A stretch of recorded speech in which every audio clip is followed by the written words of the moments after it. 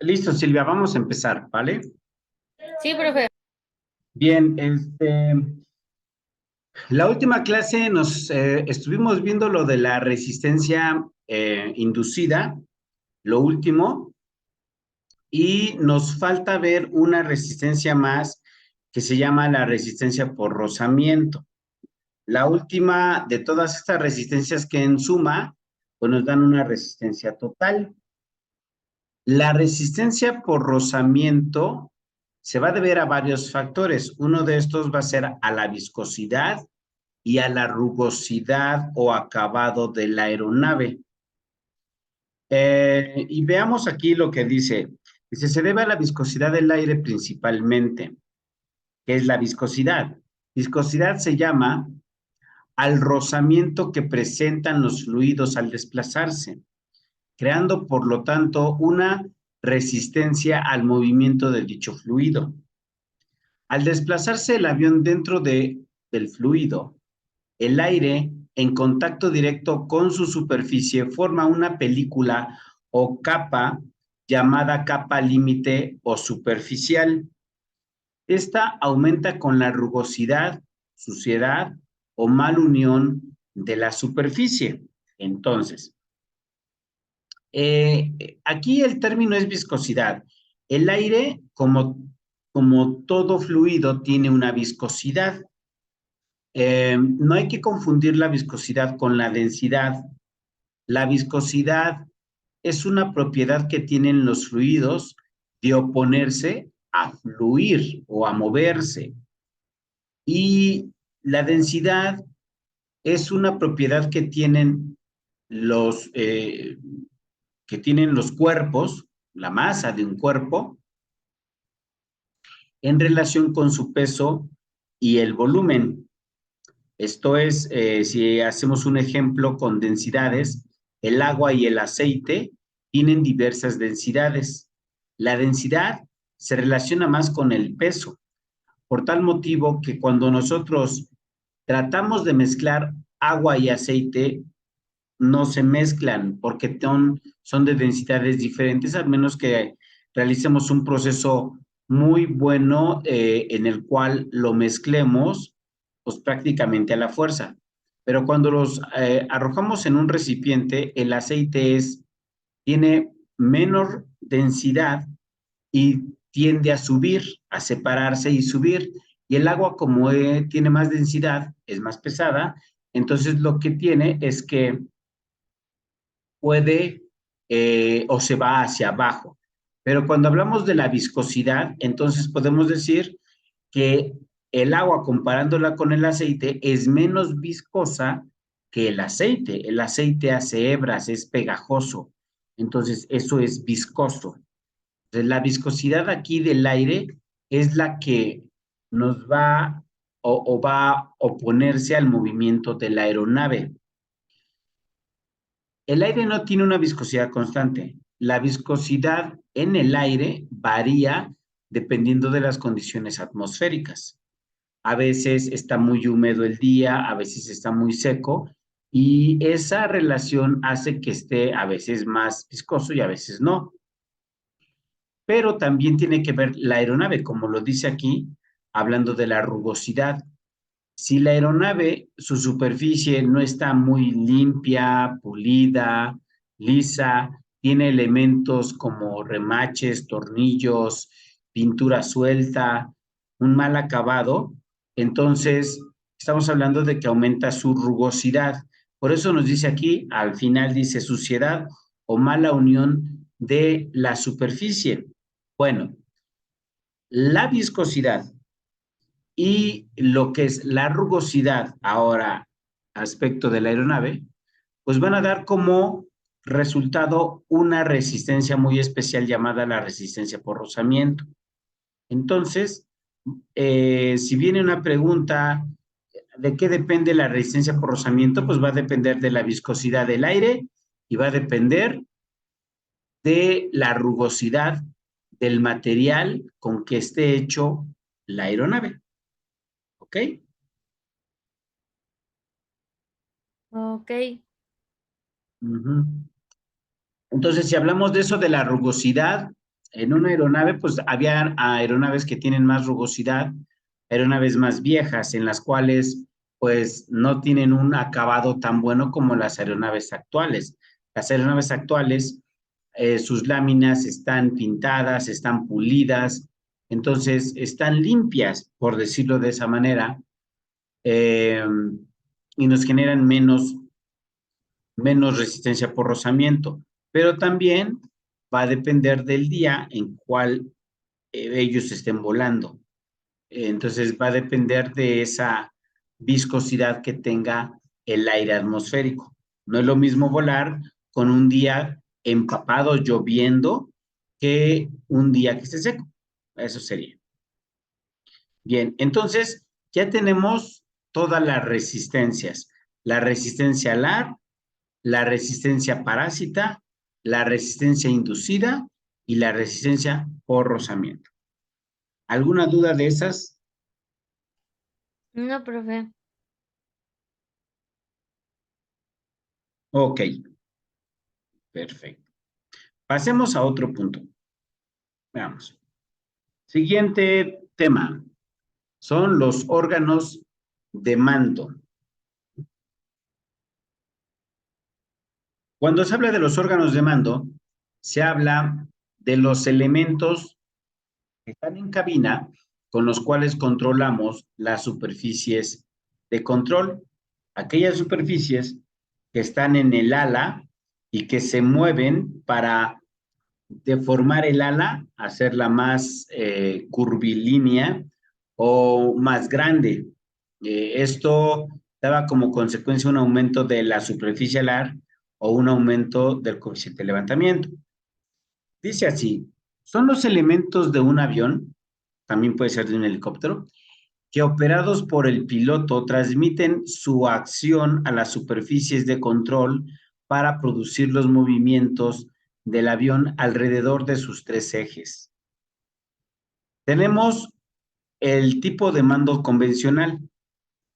El típico convencional de órganos de mando de un avión consta de un bastón o volante y unos pedales. O sea, es como los controles en un auto. Tenemos un volante en un auto y tenemos pedales en un auto. También tenemos palancas, pero aquí las palancas toman otra efectividad.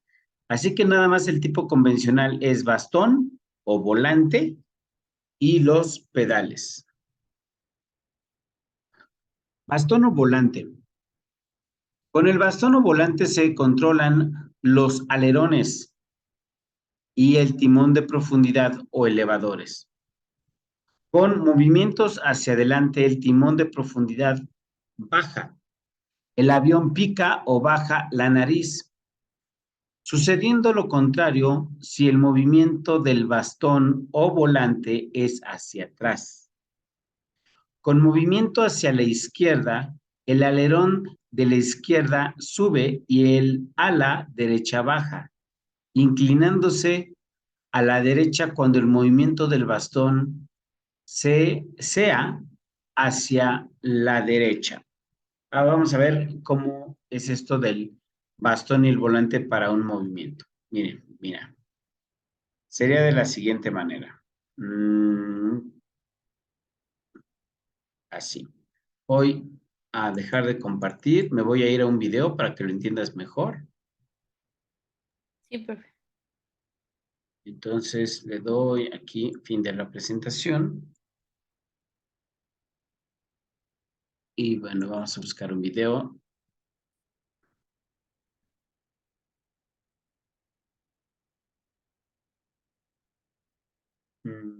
YouTube.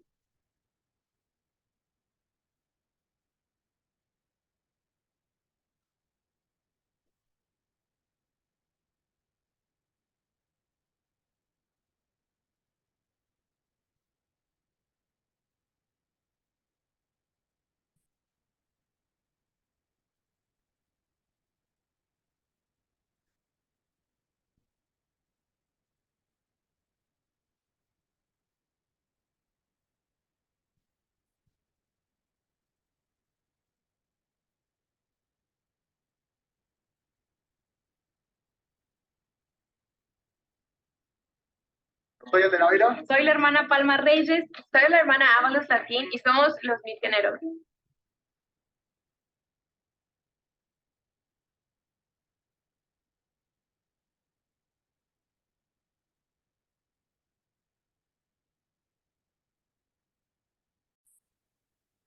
Aquí está.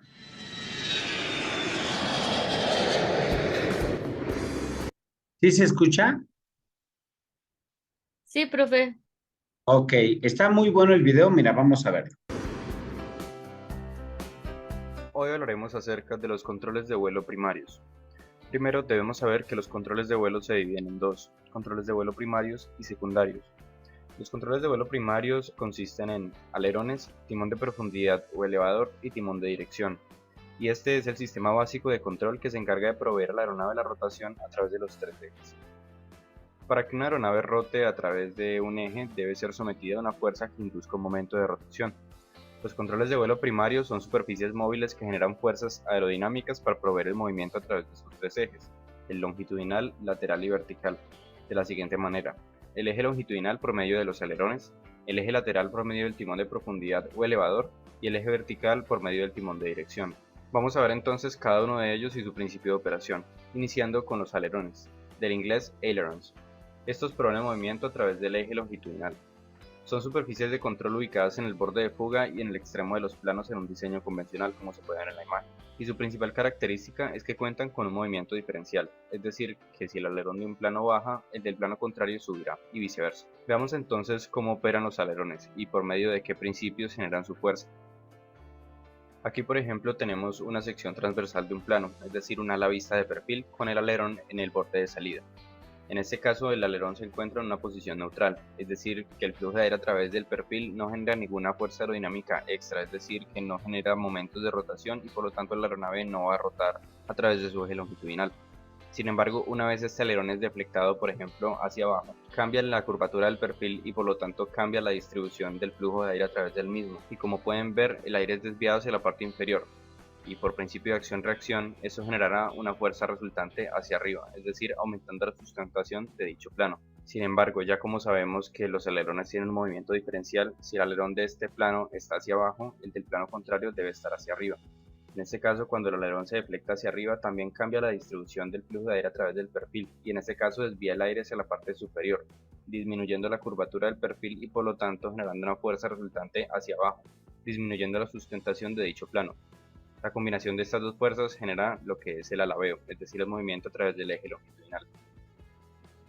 Por ejemplo, si ponemos el mando hacia la izquierda, el alerón izquierdo va a subir y el derecho va a bajar, generando un alabeo a la izquierda. Como se puede ver en la imagen, aquí tenemos una vista frontal de una aeronave, en este caso con el alerón izquierdo hacia arriba y el alerón derecho hacia abajo.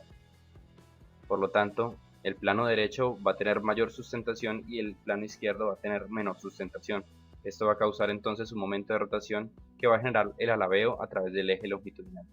Lo contrario sucedería si ponemos el mando hacia la derecha. En este caso el alerón derecho es el que sube y bajará al izquierdo, generando así un alabeo a la derecha. Aquí nuevamente en la vista frontal tenemos el alerón izquierdo hacia abajo y el alerón derecho hacia arriba. Esto aumentará la sustentación del plano izquierdo y disminuirá la sustentación del plano derecho, generando así el momento de rotación y permitiendo que la aeronave alabee a la derecha. Ya que vimos los principios básicos de cómo funcionan los alerones y cómo generan el alabeo, debemos saber que estas no son las únicas superficies que permiten generar el movimiento a través del eje longitudinal, ya que existe otra superficie conocida como flaperón. En este caso, en algunos diseños los alerones y los flaps se combinan en una sola superficie llamada flaperón. En este caso, cuando se mueve el mando en la cabina, los flaperones actúan como alerones, es decir, que tienen un movimiento diferencial. El de un plano sube mientras que el de otro baja, generando así el alabeo. Sin embargo, también se pueden desplegar de forma sincronizada para actuar en forma de flap de borde de salida aumentando la sustentación.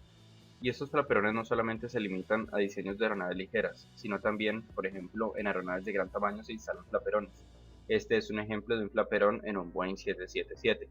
En este caso, cuando se mueven diferencialmente, actúan como alerones interiores, y estos ayudan a que no se generen fuerzas de torsión por los alerones exteriores a alta velocidad. Estos son conocidos también como inboard ailerons. Cuando se mueven conjuntamente actúan también como una sección más de flaps de borde de fuga. Ya que vimos los alerones y los flaperones, vamos a pasar con el elevador, del inglés elevator. Este provee el movimiento a través del eje lateral o transversal, y es también conocido como timón de profundidad. Esta superficie de control normalmente se encuentra ubicada en el borde de fuga del estabilizador horizontal en un diseño convencional.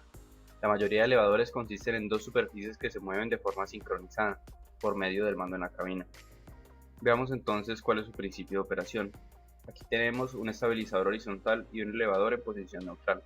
Nuevamente, ya que está en posición neutral, no genera ningún momento de rotación ni ninguna fuerza aerodinámica extra, mientras que cuando se deflecta este alerón, por ejemplo, hacia abajo, nuevamente cambia la distribución del aire y deflecta el aire hacia abajo, causando una fuerza de reacción hacia arriba, mientras que si deflectamos el elevador hacia arriba, en este caso nuevamente cambia la distribución del aire y el aire se deflecta hacia arriba, generando una fuerza resultante hacia abajo. Veamos cómo estas fuerzas generan el movimiento de cabeceo. Aquí, por ejemplo, si ponemos el mando hacia atrás, el elevador se mueve hacia arriba, generando entonces un cabeceo arriba, ya que como pueden ver en este caso, el elevador está deflectado hacia arriba y causa una fuerza resultante hacia abajo que tiende a bajar la cola, ya que la aeronave gira en torno a su centro de gravedad, la nariz subirá, generando así el cabeceo arriba, mientras que si ponemos el mando hacia adelante, el elevador se mueve hacia abajo, y en este caso causa un cabeceo abajo, ya que aumenta la sustentación de la cola haciendo que ésta suba, gire en torno a su centro de gravedad y la nariz baje. Y aunque este es el diseño convencional del estabilizador y elevador, existe otro diseño conocido como diseño de cola en T. En algunas aeronaves cuentan con el estabilizador horizontal y el elevador en la parte superior del estabilizador vertical, como se puede ver en esta imagen, y no solamente en aeronaves ligeras, sino también en jets comerciales. Veamos entonces qué ventajas y desventajas tiene el diseño de cola en T. Iniciemos por que el diseño de cola en T evita que llegue al estabilizador y al elevador un flujo turbulento que puede causar vibración y bataneo en el avión. Vamos a ver por qué sucede esto. Aquí tenemos entonces una aeronave con diseño de cola en T. En este caso tenemos dibujado el flujo laminar de aire. Cuando el flujo de aire se encuentra con las superficies de la aeronave, ya sea los planos o el fuselaje en sí, causa un flujo turbulento.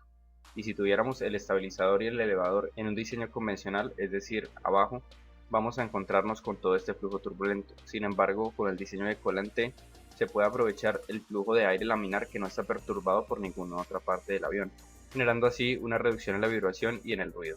Sin embargo, en el diseño de cola en T también existen algunas desventajas. Por ejemplo, el flujo de aire adicional proporcionado por la hélice no es aprovechado en el diseño de cola en T. Como sabemos, el motor y la hélice en sí aceleran una masa de aire hacia atrás, es decir, que proveen un flujo adicional al que es producido por la velocidad misma del avión.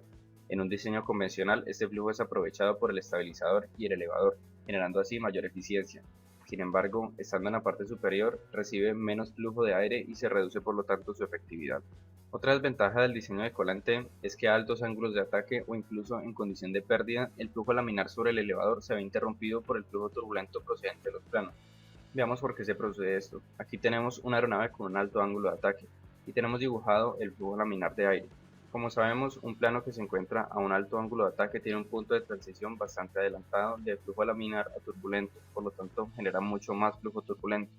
Y al estar a un alto ángulo de ataque, este flujo llega al estabilizador y al elevador, reduciendo así su efectividad. Y a un alto ángulo de ataque puede terminar en características de recuperación de pérdida bastante pobres, que es una situación bastante crítica.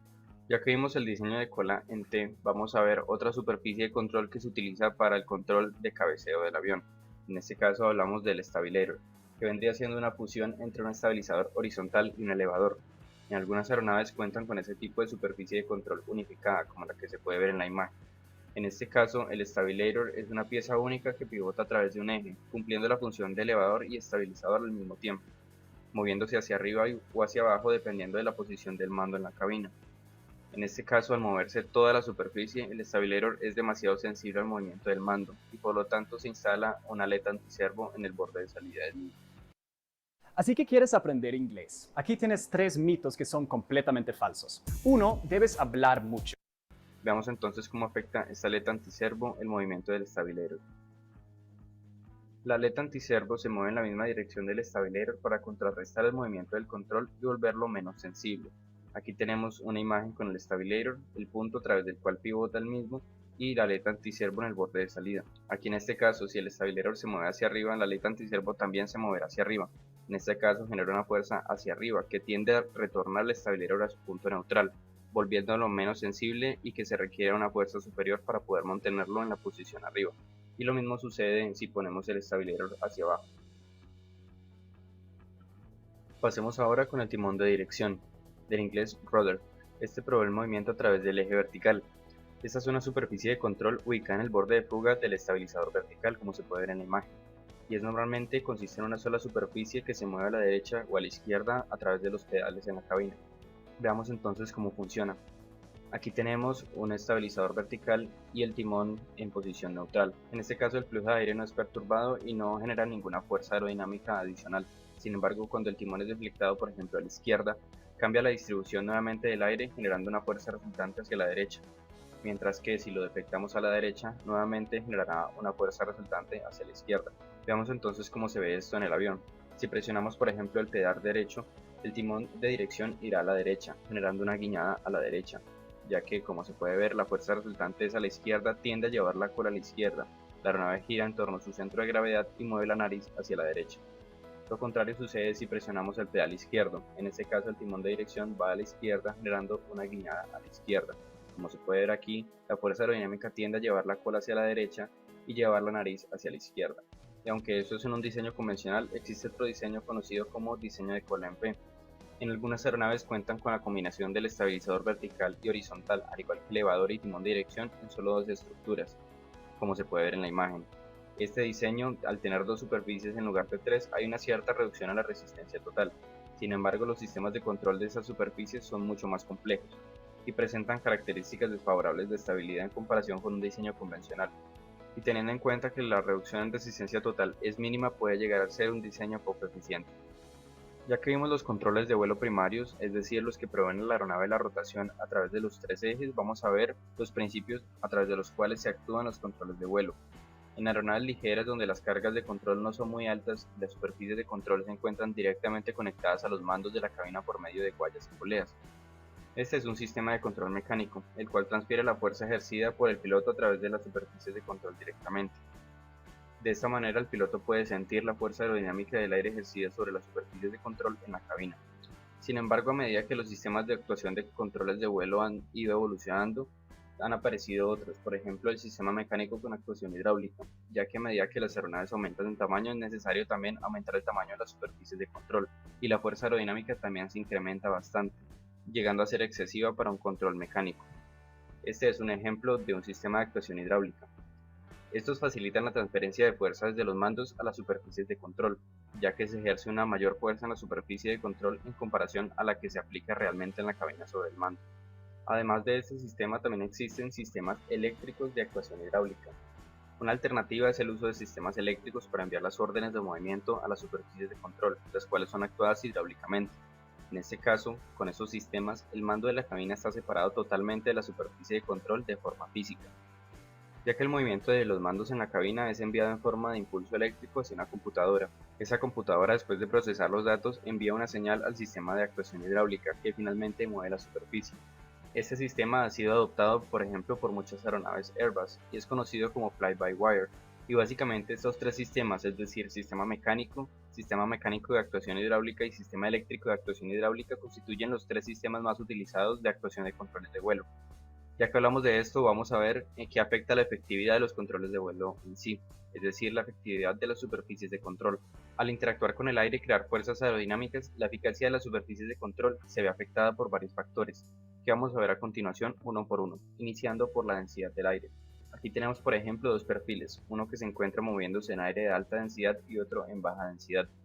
En condiciones de alta densidad las partículas de aire están mucho más juntas entre sí, y por lo tanto más partículas de aire interaccionan con la superficie de control, generando así una fuerza aerodinámica mayor y por lo tanto siendo así más efectiva la superficie. Otro factor que afecta la efectividad de las superficies de control es por ejemplo la velocidad del aire.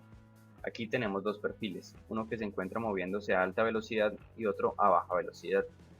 Aquí, al tener mayor velocidad, un mayor número de partículas de aire interaccionan con la superficie de control dentro de un lapso de tiempo determinado, produciendo una mayor fuerza aerodinámica, que en comparación con un perfil que se mueva a baja velocidad. Otro factor que afecta la efectividad de estas superficies es el tamaño mismo de la superficie de control. Aquí tenemos por ejemplo una superficie grande, mientras que tenemos al otro lado una superficie pequeña.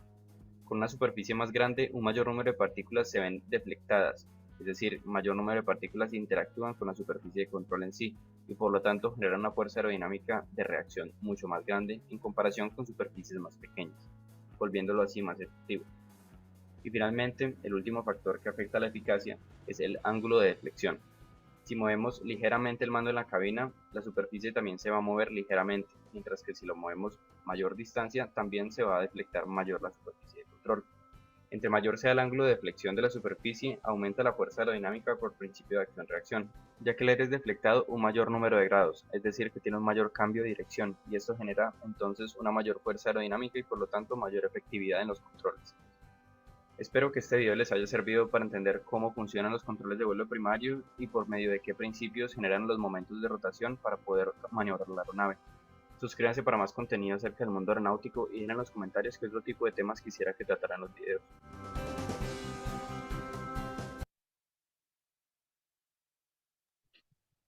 ¿Qué tal? ¿Qué te pareció el video, Silvia?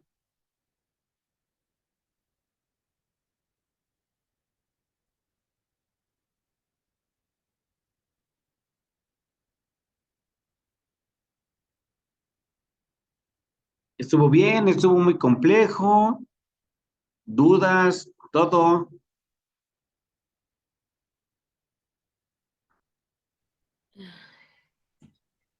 Profe, ¿qué cree? ¿Qué pasó? Me está entrando muchísimo sueño. Muchísimo, muchísimo. Ajá, Pero así demasiado. O sea, de repente sí le pongo así mucha atención. sí, Viene así como el cansancio. ajá. Ah, ¿No dormiste bien? no, profe, y hoy sí estuvo muy lleno el aeropuerto. Ajá, Tanto personas que se quedaban sí, como los que salían. ok, Entonces, igual pues, sí estuvo algo pesado y también ahí los supervisores estuvieron más pesados que otras veces. ok, ajá, Entonces, sí, fue así como de, "Ay", y córrele y recibe y sí, mueve de aquí. Y también muchos clientes, hoy igual una se puede hasta jalonear la puerta ajá. y los de Sintra y todo así, súper pesado, profe. Sí, hoy sí no. Y Ahí casi sí, no dormí porque aquí por su casa estuvieron aventando muchos gracias. cohetes de lo de San Judas. Pues sí, ¿verdad? Hoy es 20, Sí. sí, no, sí. ¿Y a qué Eh, horas entras? ¿A qué horas sales? Entro a las 3 al trabajo, 3 de la mañana, Ujú. salgo 12:30. Ay, no, pues no. No, pues pues no has dormido. No, ahorita ya, dije ya nada más aguantar otro jalón y ya. Vas a jalón y ya te duermes, sí. Pero otra vez al rato a las 3. Sí, así hasta el lunes es mi último día. Trabajo 4 y descanso 2. Sí. Pues sí está pesado. Sí, pero ¿qué cree que ahorita estaba lleno para hacer cambio en la noche? Sí Ajá. lo pedí, Sí, pero pues no, solo había 3 lugares y que nada. sí, no, Dije, bueno, pues ya me aguanto, ojalá. pues sí. No, no, no, pues como veas, si quieres, mira, tú descansas y me puedes decir, no sé, el domingo, ¿cómo andas? Mm, Pues bien, o sea, igual trabajo, pero sí, Igual. Sí, porque también el chiste es que también descanses, porque si no, no, no es que no pongas atención, quieres poner atención, pero estás cansada. sí, Entonces, pero sí lo sentí cañón, profe. sí, Uy, sí. sí, no, y ahorita, sí, el video estuvo bastante larguito y ya entiendo, el peso, más que nada es la fatiga, o sea, te fatiga. Tú necesitas un día descansarlo, necesitas descansarlo así como llegas, salir del trabajo y a dormirte. Descansar, descansar, descansar, porque si no, se te va acumulando, se te va acumulando así los días, el tiempo, y realmente no tienes un buen rendimiento, y luego al rato llegas cansada, llegas molesta, así llega uno al trabajo. Entonces, el chiste es que tengas un buen descanso. ¿Mm? Sí, profe. Sí, y entonces, pues si quieres, mira, pues ya, ¿cuánto nos aventamos? Pues nos aventamos poquito, pero, Sí. pero el chiste aquí es, te digo, que te llegue bien la información. Entonces, Digo, no hay problema, yo entiendo, es factor humano. Los factores humanos, luego lo vas a ver, y es una parte que vemos nosotros en aviación. El factor humano es esto, el cansancio es un factor humano. La falta de sueño o el no dormir bien, y entonces esos factores humanos hacen que uno pierda la conciencia situacional. Y la conciencia situacional es una parte de estar a tanto de lo que uno está realizando. Entonces, si ahorita ya te estás cansando, es por lógica, no, tal vez no sea porque no pongas atención ni nada, o es porque no has descansado. Entonces, jornadas así, y luego más, si se pone bien pesado el trabajo, pues, pues más aún estás bien cansado. Sí, además como apenas me dieron otros cursos que es Sí, para documentar que ujú, Costa Rica, El Salvador, Guatemala. sí, Entonces ayer igual los estuvo pesado, pero digamos hasta eso, por así decirlo, como relajado. ajá, Em, Ay, pero aún así, o sea, es de, pues, está documentando otra cosa, ¿no? Y eso solo lo documentan algunos. ujú, Ayer no estuvo tan pesado porque habíamos 4 documentando un vuelo. Y ah, aún así, pues sí estuvo pesado, porque sí, era Costa Rica y Guatemala. ujú, Y ya dijimos, pues ya no se siente tanto porque pues hay más. sí, Pero sí dije, maldita sea, hoy sí, ya lo que quería era ya terminar, la verdad. Y ajá, no por maldecir el trabajo, pero dices, o sea, ya, porque se me está haciendo eterno, sí, sí, eterno, claro, eterno. sí, no descansas, no. Pero sí comes bien a lo largo de toda la jornada de trabajo. ¿Qué cree que hoy me mandaron a las 6 de la mañana a desayunar? Ujú, ujú, Entonces de 6 a 7 sí, ya como ajá, ese. Y luego, pues córrele y hoy me tocó comodín, que es estar cobrando. ajá, Ahí en Volaris es una como nueva posición, sí, pero pues también le ayudas al abordador y que pues si ya se va, aquí le dicen que quemar el vuelo, ¿no? ajá, Si ya se nos va a demorar, pues ya en chinga los dos, ¿no? El comodín y el abordador, porque en sí, sí es como la única ayuda al abordador. ajá, Y hoy me tocó con 2 compañeras, pues una es Diana, con Diana mm, sí, y con otra compañera que se llama Tania. Pero así ajá, es de los vuelos de que de repente hubo sobreventa a bordo, sí, tenían el pase de abordar, pero ese lugar pues ya estaba ocupado por otro cliente. sí. Entonces, pues un desastre.